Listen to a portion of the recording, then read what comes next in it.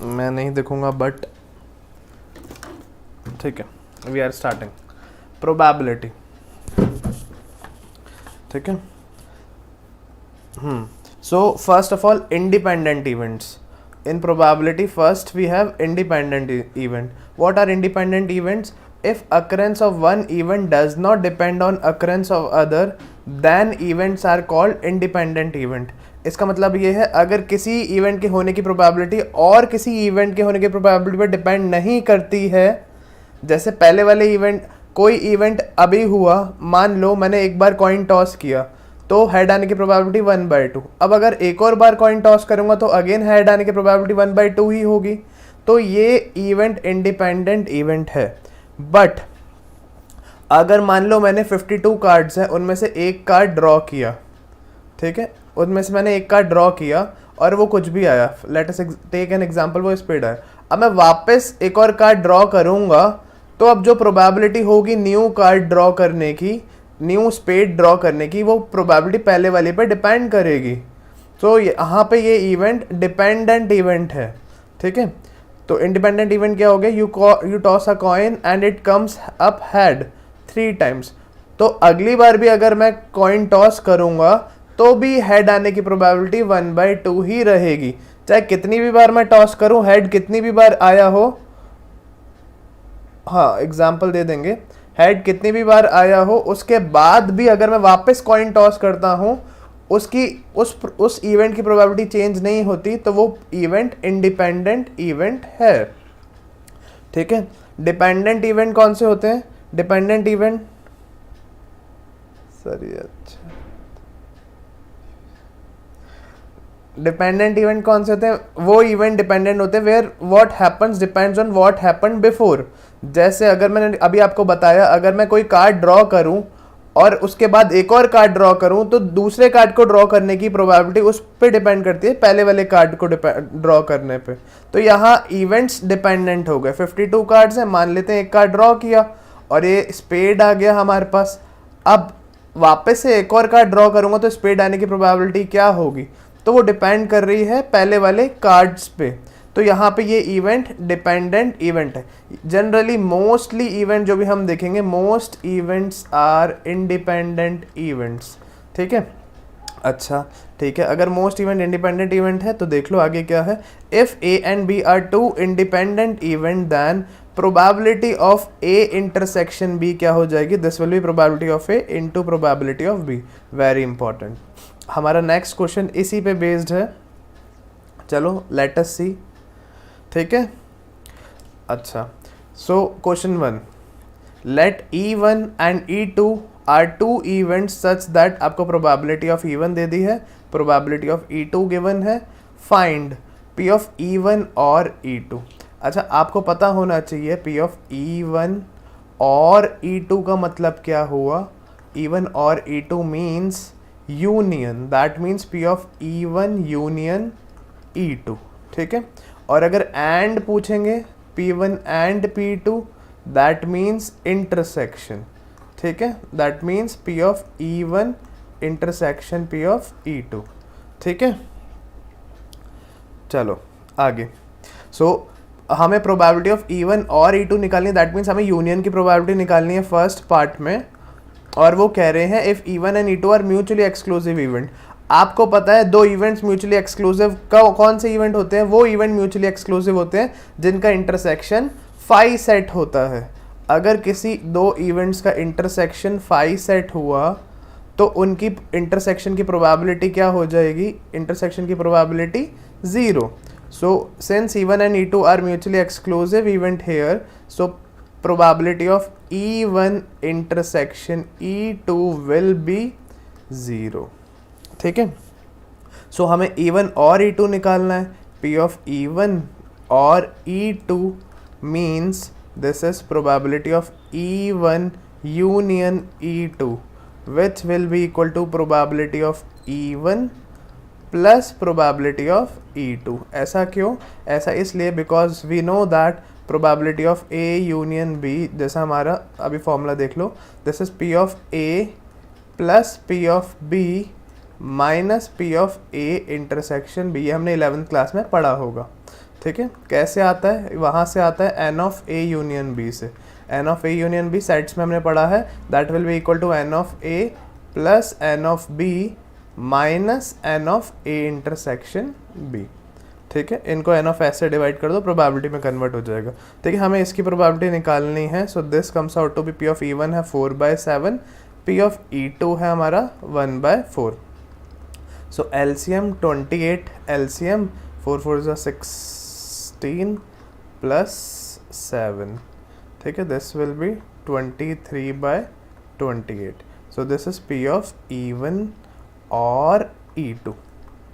ठीक है, any doubt in this? ठीक है, सो ये केस था जब E1 एंड E2 कौन से इवेंट्स हैं, जब E1 and E2 mutually exclusive event है। अब हमारे पास सेकंड केस है। सेकंड केस ये कह रहा है कि E1 and E2 independent event है। आप E1 एंड E2 बताओ और E1 और E2 बताओ। So since E1 and E2 are independent event, हमें पता है P of E1 intersection E2 क्या होता है इंडिपेंडेंट इवेंट के केस में। This will be equal to P of E1 into P of E2। ठीक है, P ऑफ E1 कितना है हमारे पास, P of E1 is 4/7 into P of E2 भी 1/4। ये कैंसिल, ये cancel, this comes out to be 1/7। So P of E1 intersection E2, तो एंड हमने निकाल लिया है। अब हमें और फाइंड करना है। और का मतलब आपको पता है, union. So this will be P of E1 union E2। Union E2 कैसे आएगा, this will be equal to P of E1 plus P of E2 minus P of E1 intersection E2।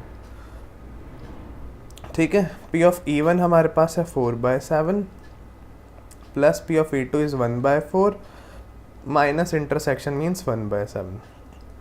Again 28 LCM ले लेते हैं हम, तो ये आ गया 16 plus 7 minus 4, तो कितना आ गया 19/28। कोई डाउट है तो बताओ। अच्छा, ये यहाँ विजिबल नहीं होगा, वेट अ सेकेंड, इसको मैं सही कर देता हूँ। एक सेकेंड,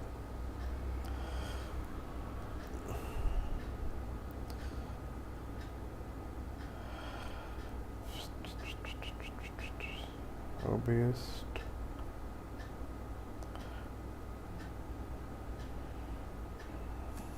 थोड़ी सी प्रॉब्लम आएगी। ठीक है,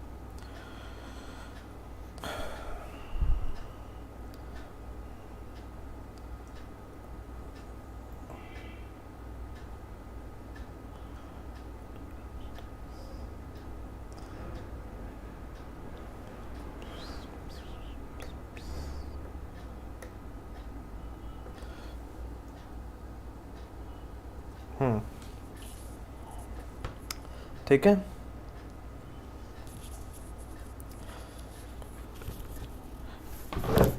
अब देखो एक सेकंड, अभी भी शायद आपको विजिबल नहीं होगा। सो इसके लिए तो मैं शिफ्ट कर देता हूँ इसको ऊपर, बिल्कुल।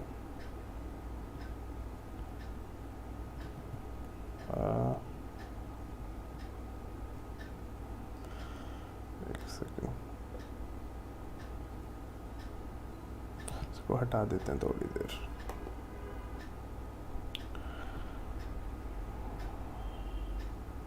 चलो,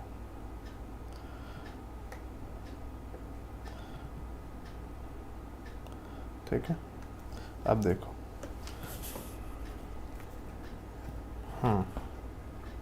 इसमें डाउट है क्वेश्चन में तो बताओ।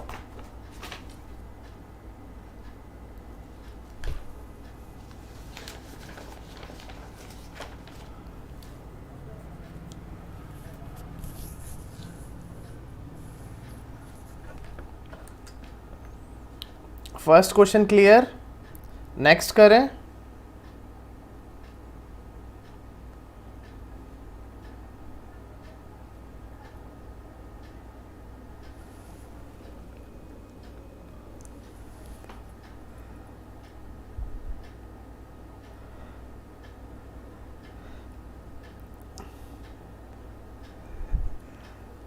बेटा हंसना नहीं है, फर्स्ट क्वेश्चन क्लियर। डाउट बताओ, क्या डाउट है। No doubt. चलें आगे, सेकंड। अच्छा चलो देख लो वापस, जल्दी से देख लो, ठीक है। देखो E1 E2 mutually exclusive events है। म्यूचुअली एक्सक्लूसिव इवेंट में इंटरसेक्शन जीरो होता है, इंटरसेक्शन 5 सेट होता है, तो P of A intersection B या E1 इंटरसेक्शन E2 जीरो हो जाता है। ये म्यूचुअली एक्सक्लूसिव का केस है। और आपको पता है प्रोबेबिलिटी ऑफ यूनियन ऐसे फाइंड करते हैं हम, तो म्यूचुअली एक्सक्लूसिव के केस में इंटरसेक्शन जीरो हो जाएगा, तो प्रोबेबिलिटी E1 यूनियन E2 क्या आ जाएगी, P of E1 plus P of E2 के इक्वल। तो बस हमने इसको वैल्यूज पुट करी और आंसर आ गया।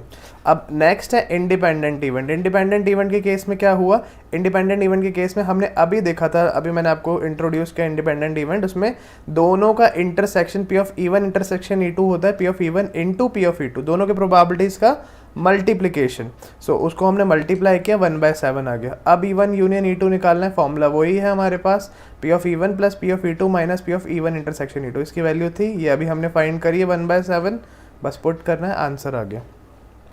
ठीक है, नेक्स्ट करें, डन। चलो next, let E1 and E2 be events such that P of E1 हमें दे दिया है, P of E1 union E2 भी दे दिया, और P2 कह रहे हैं X है। Find X such that E1 and E2 are mutually exclusive. चलो लेट अस सी, मेरे से पहले कौन बताता है। आपको पता है म्यूचुअली एक्सक्लूसिव है, first case mutually exclusive, that means P of E1 intersection E2 क्या हो जाएगा, ज़ीरो हो जाएगा। ठीक है, और हमें पता है P of E1 union P of E1 union E2 होता है, this will B P of E1 plus P of E2। Minus वाला पार्ट जीरो हो गया तो उसको हम अभी लिख ही नहीं रहे हैं। ठीक है, दिस इज 0.4, E1 है 0.3 और ये हो गया है X। ठीक है, so from here X comes out to be 0.4 minus 0.3 which is 0.1। X की वैल्यू आ गई फर्स्ट केस में। ठीक है, सेकंड केस वो कह रहे हैं अगर E1 and E2 independent event है तो क्या होगी value of X। We know that in case of independent event probability of E1 intersection E2, very good, probability of E1 intersection E2 कितना हो जाएगा, P of E1 intersection E2, this will be P of E1 into P of E2। Independent event के case में ये हमें ध्यान रखना है, इंडिपेंडेंट इवेंट का केस है ये। ठीक है, मैं ये चीज़ें लिख नहीं रहा बट डायरेक्ट अप्लाई कर रहा हूँ, तो आपको ध्यान रखना, आपको लिखना है एग्जाम में। ठीक है, so P of E1 is 0.3, P of E2 is X, so intersection आ गया है 0.3X। ठीक है, अब हमें पता है P of E1 union E2 का formula, P of E1 union E2 is equal to P of E1 plus P of E2 minus P of E1 intersection E2। ठीक है, तो P of E1 union E2 given है 0.4, P of E1 है 0.3, P of E2 is X minus 0.3X। ठीक है, तो ये point यहाँ गया, 0.4 minus 0.3 is equals to X minus 0.3X हो गया 0.7X। ठीक है, दिस इज 0.1 और 0.7 नीचे आ जाएगा, तो X की वैल्यू आ गई हमारे पास, X comes out to be 1/7 in this case. कोई डाउट है तो बताओ।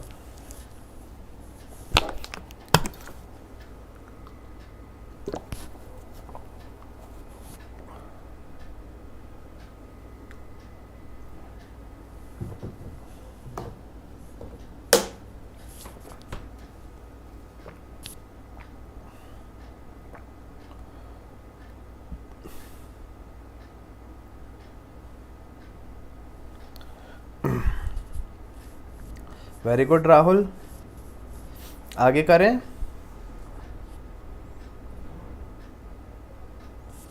चलें आगे,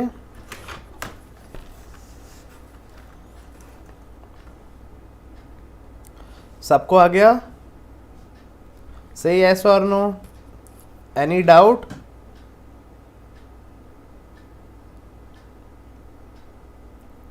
any doubt, quickly.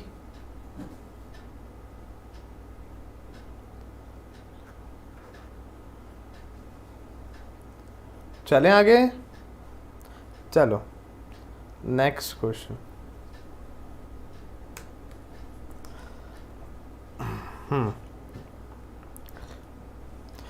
A, very important again, good question. A can solve 90% of the problem given in a book. B can solve 70%.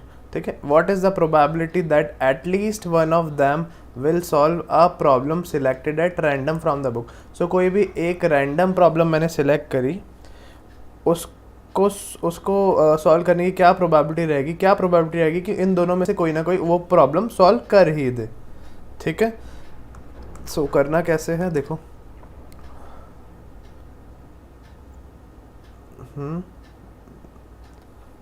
चलो let A be the event that problem is solved by A and B be the event that problem is solved by B है ना। ठीक है, सो आपको पता है A जो है 90% प्रॉब्लम सॉल्व कर देता है, तो प्रोबेबिलिटी ऑफ A सॉल्विंग हो जाएगी 90/100। And you know that B 70% solve करता है, तो प्रोबेबिलिटी ऑफ B क्या हो जाएगी, B 70/100। ठीक है, आउट ऑफ 100 70 प्रॉब्लम सॉल्व करता है, तो probability of be solving the problem 70/100। What is the probability that at least one of them will solve the problem? चलो इसको करने के 2 वेज है, मैथड 1 हेयर और फिर अभी हम मैथड 2 भी देख लेंगे, है ना। मैथड 2, चलो मैथड 1 में देखते हैं वो कहना क्या चाह रहे हैं। Let us try to find. ठीक है, तो देखो ए इवेंट है कि ए वाला बच्चा ना जो भी बुक में प्रॉब्लम है वो सॉल्व कर दे। बी इवेंट है कि दूसरा बच्चा सॉल्व कर दे। अब वो कह रहे हैं कि प्रॉब्लम सॉल्व हो जाए, तो मेरे को ये तो समझ आ रहा है कि वो ए यूनियन बी फाइंड कर रहे हैं। आपको समझ आ रहा है, ये वाली साइड है कि प्रॉब्लम सॉल्व ना हो, ये जो बचा हुआ स्पेस है ये साइड, ये स्पेस है कि प्रॉब्लम सॉल्व ना हो। हाँ, तो P of A union B find कर रहे हैं। अब A यूनियन B के लिए हमें A इंटरसेक्शन B फाइंड करना पड़ेगा। तो क्या A और B इंडिपेंडेंट इवेंट है या नहीं है? So A and B are independent event, क्योंकि B कौन सी प्रॉब्लम सॉल्व करेगा ये A से कोई लेना देना नहीं है, तो हम P of A intersection B find कर सकते हैं। आपको पता है इंडिपेंडेंट इवेंट के लिए P of A intersection B will be P of A into P of B। So P of A intersection B आ जाएगा 90/100 इंटू 70/100। ठीक है, ये कैंसिल कर देते हैं 2 0 इससे, तो ये आ गया 9 5 49 6 9 7 63/100। ठीक है, अब हमें यूनियन निकालना है। Problem is solved, probability of solving a problem, है ना, या प्रॉब्लम इज सॉल्व्ड। इसकी क्या होगी, this will be P of A union B। या तो A प्रॉब्लम सॉल्व कर दे या B कर दे या दोनों कर दे, यही तो पॉसिबिलिटी है। So this will be equal to P of A plus P of B minus P of A intersection B।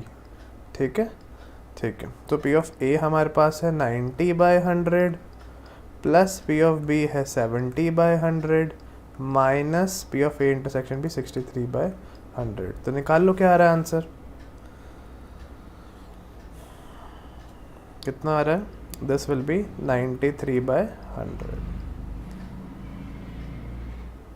ठीक है, ये तो मेथड 1 था। अब सेकंड मेथड देखो, probability of solving a problem, या problem is solved, problem is solved. अब क्योंकि A और B इंडिपेंडेंट इवेंट है तो मैं इनको इंडिपेंडेंटली काउंट करूँगा। देखो प्रॉब्लम सॉल्व कब होगी, जब A प्रॉब्लम सॉल्व कर दे, प्रॉब्लम B सॉल्व ना करे तो भी प्रॉब्लम सॉल्व हो गई।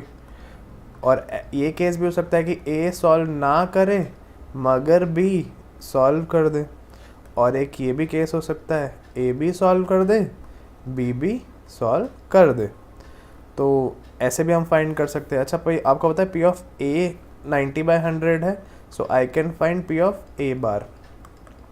किसी भी इवेंट के होने और उसी इवेंट के ना होने की प्रोबेबिलिटी का सम 1 होता है। तो पी ऑफ ए बार आ जाएगा आपके पास 10/100, क्योंकि पी ऑफ ए है 90/100, ठीक है। ऐसे ही पी ऑफ बी बार आ जाएगा आपके पास 30/100। बस आपको वैल्यूज पुट करनी है, आंसर सेम ही आएगा। सॉरी 97 है क्या, हाँ 97/100 70 - 67, ठीक है। 97/100 इसको करेक्ट कर लो, आंसर इससे भी आ जाएगा।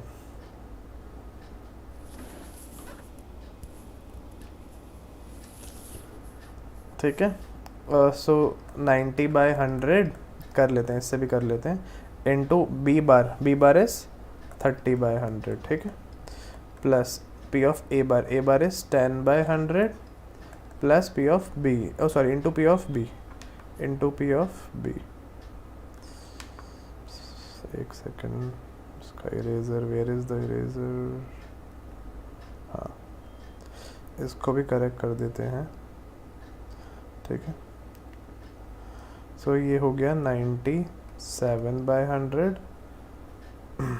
अच्छा, पी ऑफ बी हो गया है हमारे पास 70/100, ठीक है, plus P of A is 90/100 into P of B is 70/100। इसको कैलकुलेट कर लो, आ जाएगा आंसर।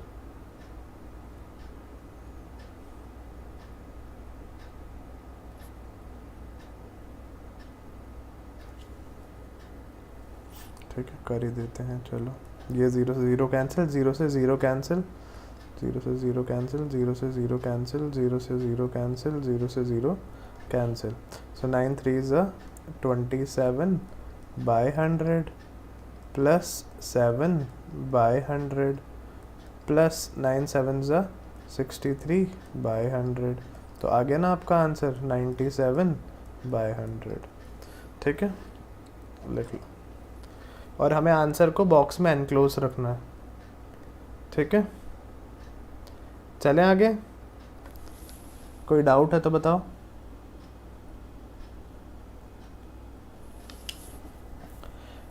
नेक्स्ट क्वेश्चन, डन, यहां तक कोई डाउट?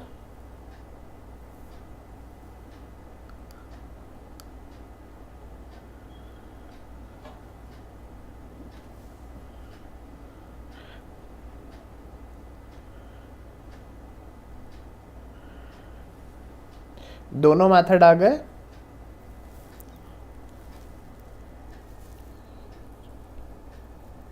ओ वेदांत कुमार जी भी हैं क्या? चलो गुड, ठीक है। नेक्स्ट क्वेश्चन, चलो ट्राई दिस क्वेश्चन।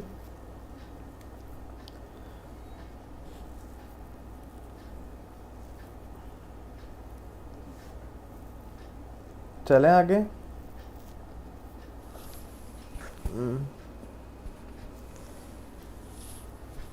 चलो, a problem is given to 3 students whose chances of solving it are this. What is the probability that the problem will be solved? Good question.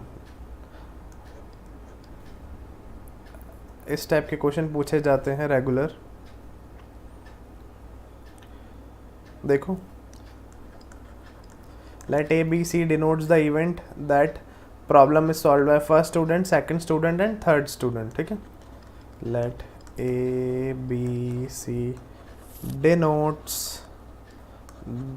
the events that problem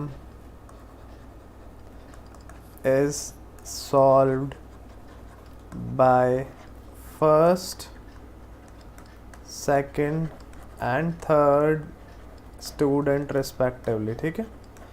तो आपको given है P of A, given है P of A कितना है 1/3, P of B given है P of B is 2/7, P of C is also given which is 3/8, ठीक है। चलो, we can find P of A bar. किसी भी इवेंट के होने की और उसी इवेंट के ना होने की प्रोबेबिलिटी का सम 1 होता है। पी ऑफ ए 1/3 है तो P of A bar 2/3। P of B 2/7 है तो P of B bar 5/7। P of C आपको गिवन है 3/8, सी बार 5/8। वो कह रहे हैं what is the probability that the problem will be solved.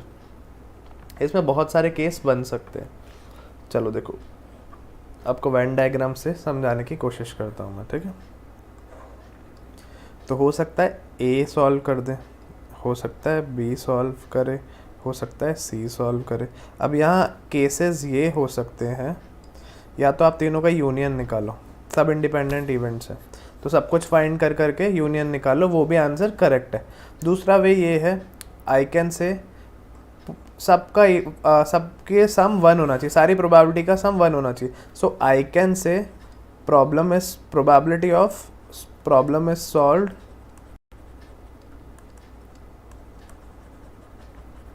is equal to 1 minus probability of problem not solved, because किसी भी इवेंट के होने की और उसी इवेंट के ना होने की प्रोबेबिलिटी का सम 1 होता है ना।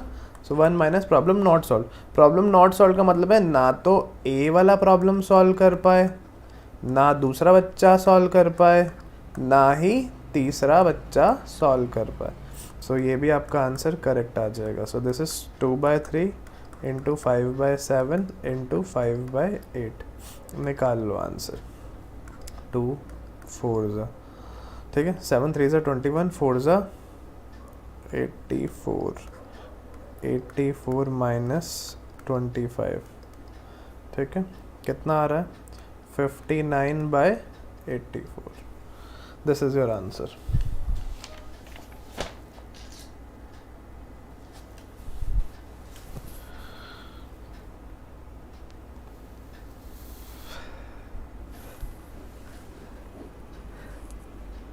Any doubt? कोई डाउट है तो बताओ। मैं अब इसको भी कर देता हूँ लाइव, ठीक है, बट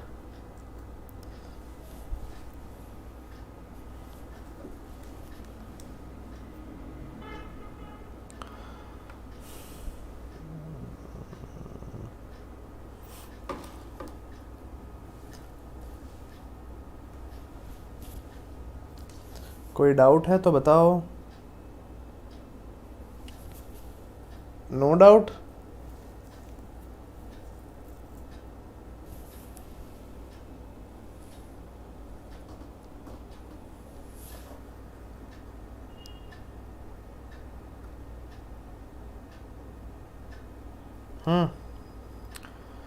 चले नेक्स्ट क्वेश्चन। वैसे ही सही था। सेकंड वे है, इसमें आपको ए यूनियन निकालना पड़ेगा, P of A union B union C, या फिर आपको सारे केसेस लेने पड़ेंगे। सारे केसेस कैसे? ए सॉल्व कर दे, बी भी कर दे, सी कर दे, एक तो ये केस हो गया, फिर इनकी सारी पॉसिबिलिटी, 7 केसेस बनेंगे ऐसे।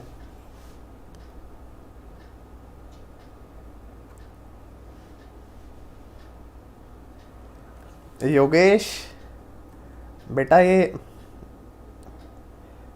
यथार्थ के प्री बोर्ड का रिजल्ट आप आउट क्यों कर रहे हैं?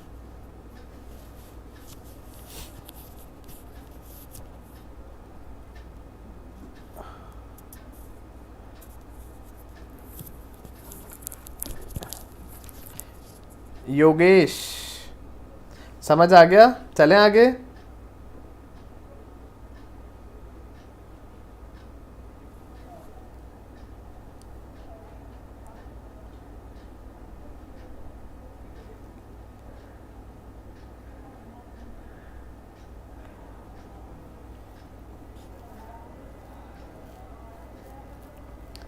चले next.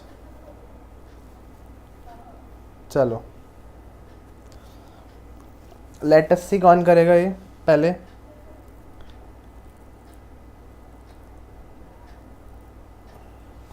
Three group of children contains 3 girls and 1 boy, 2 girls and 2 boys, and 1 girl and 3 boys. One child is selected at random from each group. Find the chances that 3 children selected compromise नहीं है,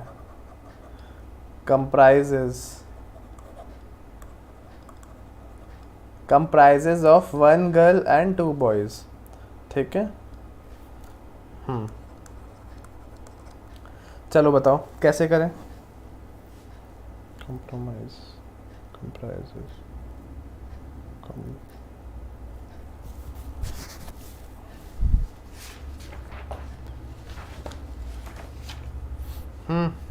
कैसे करें. Very important question, level भी ठीक है इस question का.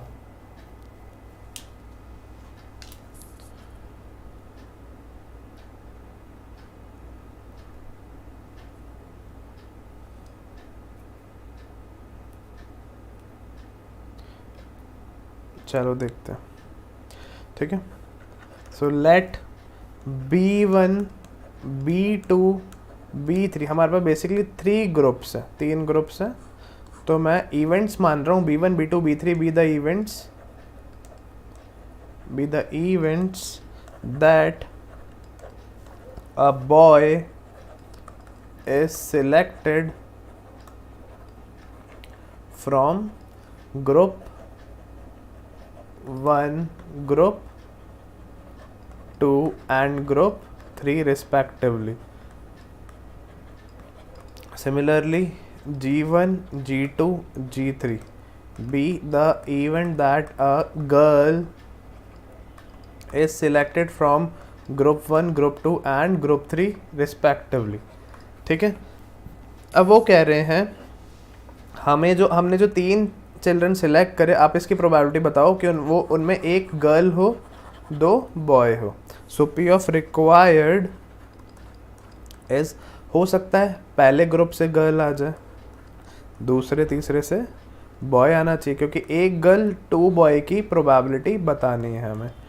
हो सकता है पहले ग्रुप से बॉय आए, दूसरे से गर्ल आ जाए, ठीक है, और तीसरे से भी बॉय आए, है ना. ठीक है, प्लस हो सकता है पहले से बॉय आए, दूसरे ग्रुप से भी बॉय आए, तीसरे ग्रुप से गर्ल आ जाए. यही केसेस है, और कोई केस है तो बताओ. हमें 2-3 बच्चे सिलेक्ट करने हैं जिनमें एक गर्ल हो 2 बॉय हो. तो यही केसेस हैं. एक गर्ल या तो फर्स्ट ग्रुप से आ सकती है, या सेकंड से आ सकती है, या थर्ड से आ सकती है. और कोई केसेस नहीं है. आपको लग रहे हैं तो बताओ. ठीक है, अब हम P ऑफ G1. अच्छा, फर्स्ट ग्रुप से गर्ल सिलेक्ट करने की क्या प्रोबेबिलिटी है. फर्स्ट ग्रुप में 3 गर्ल है 1 बॉय है, तो गर्ल सिलेक्ट करने की प्रोबेबिलिटी 3/4. सेकंड ग्रुप से बॉय सिलेक्ट करने की प्रोबेबिलिटी, सेकंड ग्रुप से बॉय सिलेक्ट करने की प्रोबेबिलिटी 2 गर्ल 2 बॉयज़ है तो 2/4. थर्ड ग्रुप से भी बॉय, 1 गर्ल और 3 बॉय है ना, तो 3/4.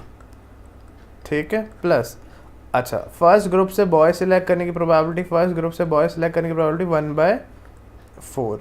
सेकंड ग्रुप से गर्ल सिलेक्ट करने की 2/4. थर्ड ग्रुप से बॉय सिलेक्ट करने की 3/4. प्लस फर्स्ट ग्रुप से अगेन बॉय करने की 1/4. सेकंड ग्रुप से बॉय करने की 2/4. थर्ड ग्रुप से गर्ल सिलेक्ट करने की 1/4. बस ये फाइंड कर लो. 4 4 जा 16, 4 जा 64, तो एलसीएम आ गया. ऊपर आ रहा है आपका 9 2 जा 18 प्लस 6 प्लस 2, तो आ गया हमारे पास 26/64. जो भी जितना रिड्यूस हो रहा है 13/32. This is your answer. कोई डाउट है तो बताओ.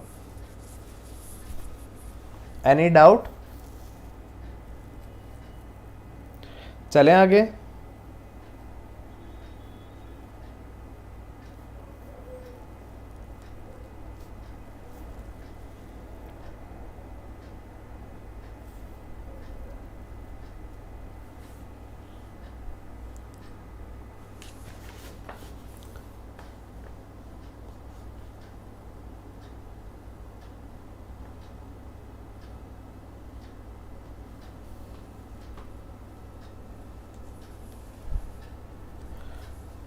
आगे चलें.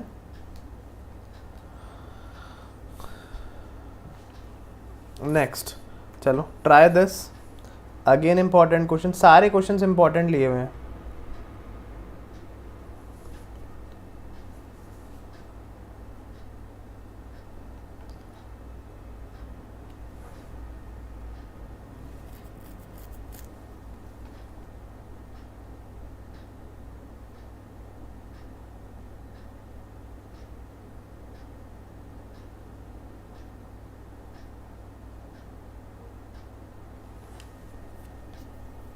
चलो देखो, 3 critics review a book. For the 3 critics, the odds in favor of the book are 5:2, 4:3 and 3:4 respectively. Find the probability that the majority is in favor of the book. ठीक है, सो देखो अब 3 critics है, ठीक है। अच्छा, odds in favour of the book का मतलब ये है 5:2। जैसे अगर मेरे पास 7 पॉइंट्स है ना, उसमें से 5 पॉइंट्स मैंने बुक के फेवर में दिए हैं और 2 पॉइंट्स अगेंस्ट दिए हैं। समझ रहे हो? ऑड्स इन फेवर का मतलब ऐसे ही सेकंड क्रिटिक्स के पास भी 7 पॉइंट्स है, उसने 4 फेवर में दिए, 3 अगेंस्ट दिए। थर्ड क्रिटिक ने 3 फेवर में दिए पॉइंट्स और 4 अगेंस्ट दिए। So let E1, E2, E3 या ABC कुछ भी ले लेते हैं, late A, B, C be the event that book is favored by critic 1, critic 2, critic 1, critic 2 and critic 3 respectively। ठीक है, प्रोबेबिलिटी ऑफ ए मतलब पहला क्रिटिक बुक को फेवर करे, इसकी क्या प्रोबेबिलिटी है? तो आउट ऑफ 7 पॉइंट्स उसने 5 फेवर में दिए, 2 अगेंस्ट दिए, दैट मीन्स प्रोबेबिलिटी हो गई 5/7। पी ऑफ बी क्या हो गई? P of B will be 4/7। P of C क्या हो गई? P of C will be 3/7। So we can find P of A bar also, this is 2/7। P of B bar, this is 3/7. P of C bar, this is 4/7। ठीक है, अच्छा अब वो कह रहे हैं find the probability that majority is in favour of the book. तो majority P of required, majority favour में, इसका मतलब मान लेते हैं पहला क्रिटिक फेवर में है, दूसरा भी फेवर में है, तीसरा भी फेवर में। एक तो ये केस हो गया। अब पहला क्रिटिक फेवर में है, दूसरा क्रिटिक फेवर में है, तीसरा फेवर में नहीं है। ये भी इस केस में भी मेजॉरिटी फेवर में, 3 में से 2 फेवर में।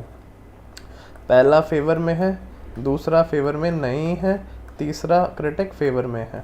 अगेन मेजॉरिटी है, पहला क्रिटिक फेवर में नहीं है, दूसरा फेवर में है, तीसरा भी फेवर में है।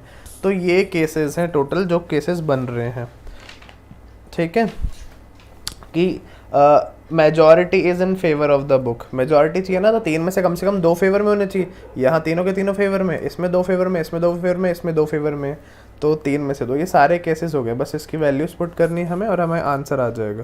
तो this will B 5/7 into 4/7 into 3/7 plus P of A means 5/7, P of B means 4/7, P of C bar means again 4/7 plus P of A means 5/7, P of B bar means 3/7, P of C means again 3/7 plus P of A bar 2/7 plus P of B is 4/7, P of C is 3/7। ठीक है, LCM ले लेते हैं। 7 7 ज़ा 49, 49 7 ज़ा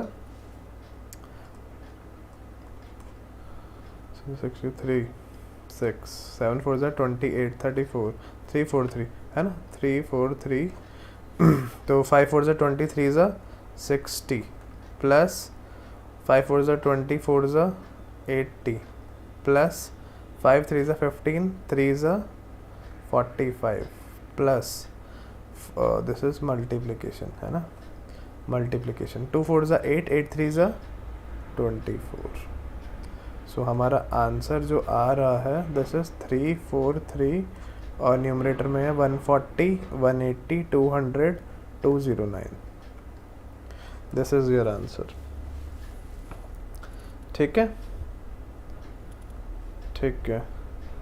तो आज हम इतना ही करते हैं, बाकी कंडीशनल प्रोबेबिलिटी नेक्स्ट सेशन में करते हैं हम कल। Conditional probability and Bayes theorem हम कल करते हैं। इसको आज रिवाइज कर लेना, आप इस टाइप के क्वेश्चंस खुद प्रैक्टिस कर लेना, ठीक है।